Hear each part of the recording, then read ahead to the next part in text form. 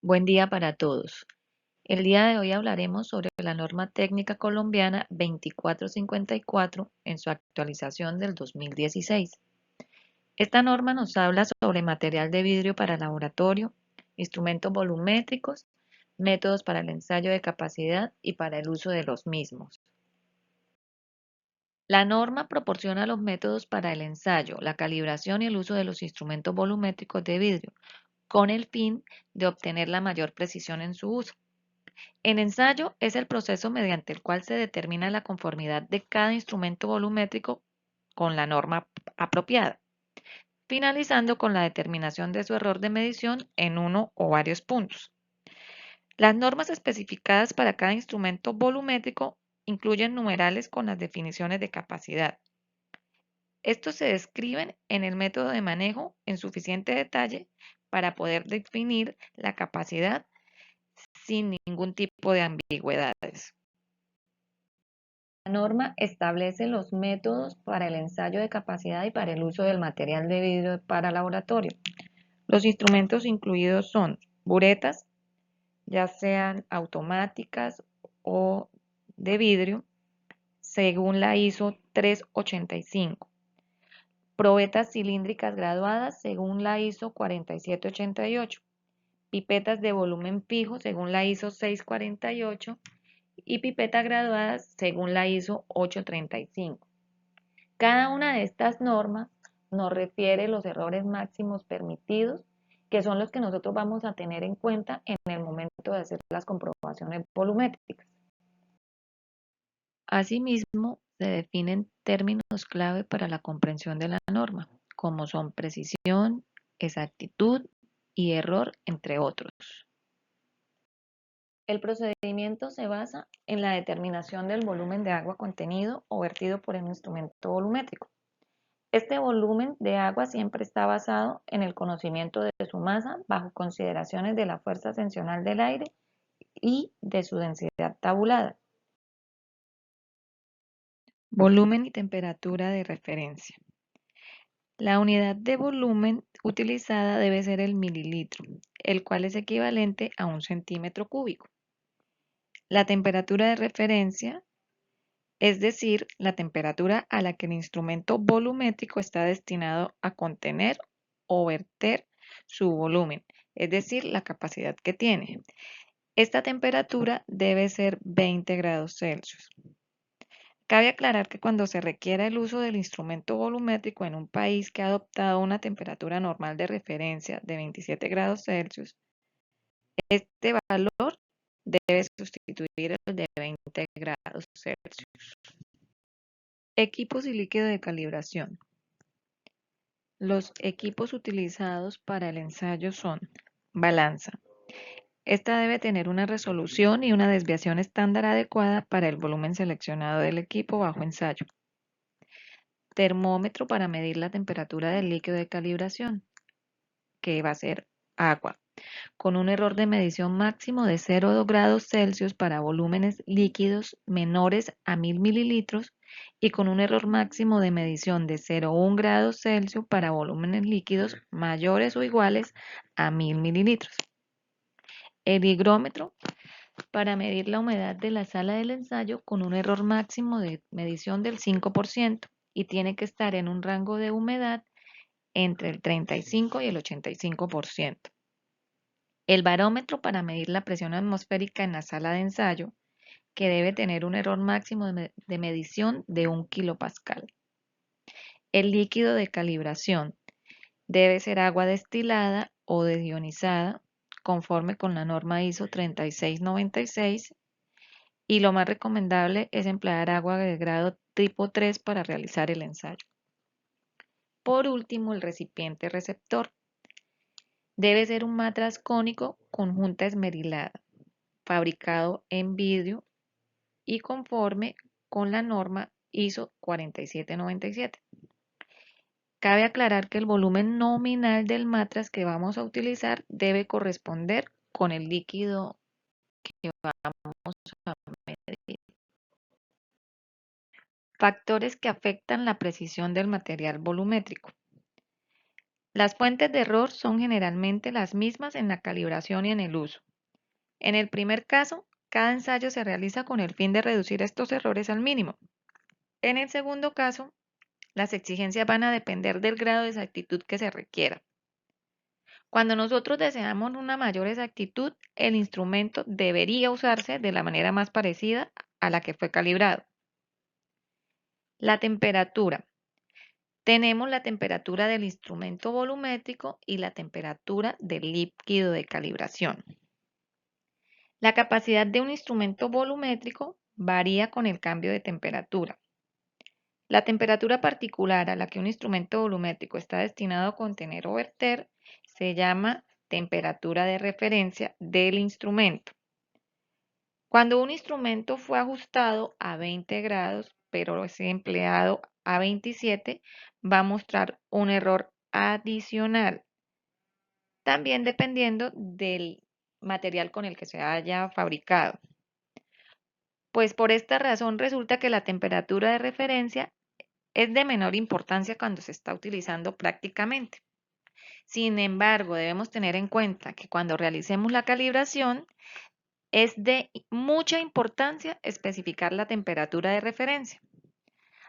En cuanto a la temperatura del líquido de calibración que utilizamos, que es el agua, esta debe medirse más o menos a 0,1 grados Celsius y debemos aplicar las correcciones para cada temperatura de referencia. Limpieza de la superficie del vidrio. El volumen contenido o vertido por un instrumento volumétrico depende de la limpieza de la superficie interna del recipiente de vidrio. La falta de limpieza puede resultar en el error a través de una mala formación del menisco, provocando dos defectos. Un mojado incompleto de la superficie del vidrio. ¿Qué quiere decir esto? La superficie del líquido forma un ángulo arbitrario al entrar en contacto con el vidrio, en vez de una curva que toque tangencialmente el vidrio, que es lo correcto. O si no, un radio de curvatura generalmente aumentado del menisco, esto debido a la contaminación de la superficie del líquido, lo que reduce su tensión superficial. El menisco del líquido ascendente o descendente no debe cambiar de forma, es decir, no se deben arrugar sus bordes.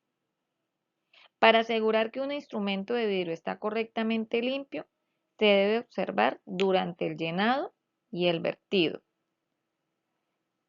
En los instrumentos que se utilizan para vertido, la falta de limpieza puede provocar errores adicionales. ¿Y esto por qué? Porque las capas de líquido que quedan en las paredes están irregularmente distribuidas o incompletos. ¿Qué puede pasar ahí? Que se formen gotas en la superficie del vidrio. También los residuos químicos pueden introducir un error en el resultado por contaminación. Por esta razón, cuando hay instrumentos volumétricos que tienen tapones esmerilados, hay que prestar especial cuidado a la limpieza de las zonas que están esmeriladas. Calidad de los instrumentos volumétricos empleados, tiempo de vertido y tiempo de espera. La superficie del vidrio que se va a utilizar siempre debe estar libre de daños obvios. Las graduaciones y las inscripciones deben ser claramente legibles. Especialmente los instrumentos ajustados para verter el líquido, la boquilla debe verse libre de daño y permitir un flujo de líquido sin ningún tipo de obstrucciones. En cuanto al tiempo de vertido y el tiempo de espera. Para los instrumentos volumétricos empleados para verter el líquido, el volumen vertido es siempre menor que el volumen contenido. ¿Por qué? Porque hay una película de líquido que queda en las paredes internas del instrumento. El volumen de esta película depende del tiempo empleado para el vertido del líquido y el volumen vertido disminuye al disminuir el tiempo de vertido. Por ejemplo, el volumen vertido en una pipeta o una bureta siempre va a disminuir si la boquilla está rota o se incrementará si la boquilla está sucia o el flujo de líquido se ve obstruido. Teniendo en cuenta todo esto, los tiempos de vertido y de espera se han especificado en las normas de instrumentos volumétricos y estos tiempos deben ser tenidos en cuenta a la hora de hacer el ensayo.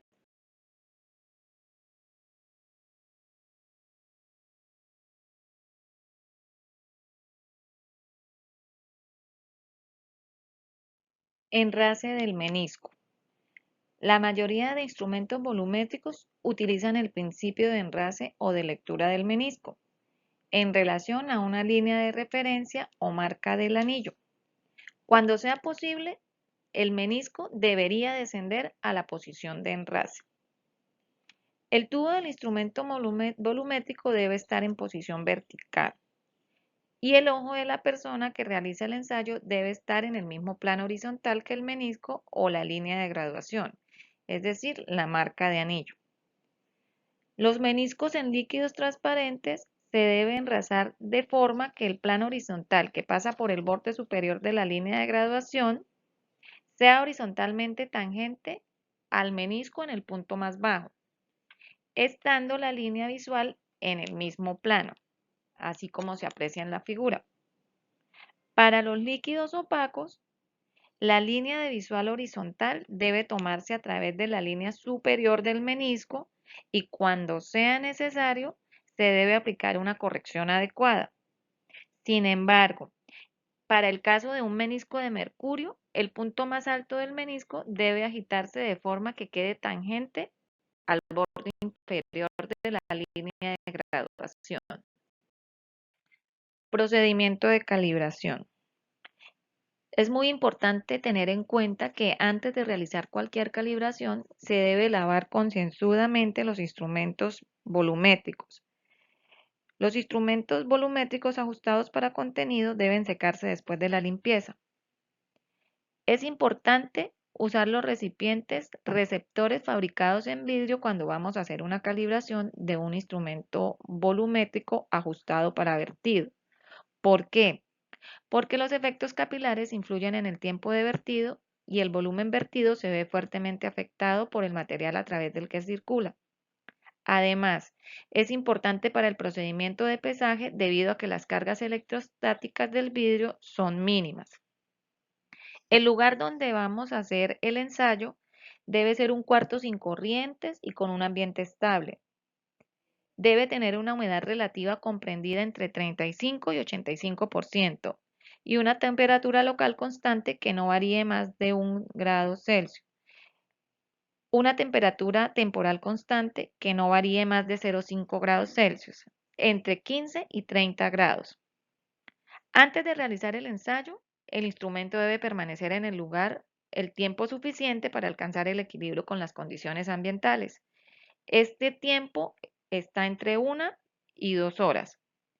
Se debe cubrir el agua del ensayo para evitar enfriamiento por evaporación y también registrar las temperaturas del cuarto y del líquido de calibración, la presión y la humedad. En cuanto al llenado y el vertido, se tienen que seguir ciertas indicaciones de acuerdo con el material que se va a calibrar. Para el caso de los matraces aforados y las probetas, se deben llenar por medio de un tubo de plástico con una punta hasta una distancia de unos cuantos milímetros por encima de la escala o de la línea de graduación a ensayar, de modo que las paredes del recipiente que se encuentren considerablemente por encima de la marca no se vean humedecidas. En cuanto a pipetas ajustadas para el vertido, se deben fijar en posición vertical y se deben llenar a través de la boquilla hasta unos milímetros por encima de la línea de graduación sometida a ensayo. Se debe eliminar cualquier líquido de la parte exterior de la boquilla. Para el caso de buretas ajustadas para vertido, no debe haber burbujas de aire en la llave ni en la boquilla. Se debe eliminar cualquier líquido que permanezca en el exterior de la boquilla. El vertido en el recipiente tarado se debe realizar mediante un flujo sin restricciones hasta que el menisco se sitúa unos centímetros por encima de la línea de graduación sometida a ensayo. Para realizar el pesaje, se debe tarar y pesar el instrumento volumétrico o el recipiente receptor, empleando una balanza que tenga las graduaciones conformes con la norma. Y se debe medir la temperatura del agua con una exactitud de más o menos 0,1 grados. Para hacer la evaluación, la masa aparente del agua contenida o vertida por el instrumento volumétrico sometido a ensayo es la lectura de la balanza después del tarado o la diferencia entre los resultados entre la primera y la segunda pesada. Hay que tener en cuenta que la masa aparente obtenida de esta manera es la masa sin la corrección por la fuerza ascensional del aire. Debemos tener en cuenta los siguientes factores para obtener el volumen contenido o vertido por el instrumento volumétrico que estamos ensayando a la temperatura de referencia de la masa aparente del agua. ¿Cuáles son? La densidad del agua a la temperatura del ensayo, la expansión térmica del vidrio entre la temperatura de ensayo y la temperatura de referencia, y el efecto de la fuerza ascensional del aire en el agua y de los pesos empleados. Uso. Cuando sea necesaria una gran exactitud, el recipiente debe realizarse de la manera lo más parecida posible a como se ha hecho durante la calibración. Siempre debemos tener en cuenta que el instrumento se debe limpiar antes de su uso y se le debe hacer una inspección a la boquilla para determinar posibles daños. En los líquidos que son demasiado opacos para que sea visible la parte inferior del menisco, la lectura se puede realizar con el borde superior del menisco, aunque con menos exactitud que cuando se realiza con la parte inferior del menisco. También es importante la temperatura del uso. A pesar de que la expansión del propio instrumento volumétrico es despreciable, se debe considerar la expansión del líquido y se debe asegurar que todas las soluciones empleadas a su vez se encuentren a una temperatura próxima a la común, es decir, a lo que trabajemos diariamente. A continuación se relacionan las normas de referencias según el tipo de material volumétrico. Para matraces aporados debemos remitirnos a la norma ISO 1042. Para probetas graduadas debemos remitirnos a la norma ISO 4788. Para uretas veremos la norma ISO 385. Para pipetas tenemos las normas ISO 648 y la ISO 835. Es importante recordar siempre que todo material a ensayar debe ser lavado minuciosamente y se debe hacer una inspección previa antes de proceder a hacer la calibración. Y por último, vemos la ecuación utilizada para la realización de los cálculos. Aquí se describen cada una de las variables. ¿Qué es lo que tenemos en cuenta? La lectura de la balanza del recipiente con el agua contenida en gramos. La lectura de la balanza del recipiente vacío o, en el caso, el taraje de la misma. La densidad del aire que se toma de una tabla. La densidad de las pesas, que también es tomada de un documento y es igual a 8 gramos por mililitro. La densidad del agua, calculada de la fórmula de Tanaka, y los coeficientes de expansión térmica o volumétrica del material con el que se realiza el ensayo, así como también la temperatura del agua empleada en el ensayo en grados Celsius. Todas estas consideraciones se deben tener en cuenta para que nuestro proceso de calibración se dé de manera exitosa.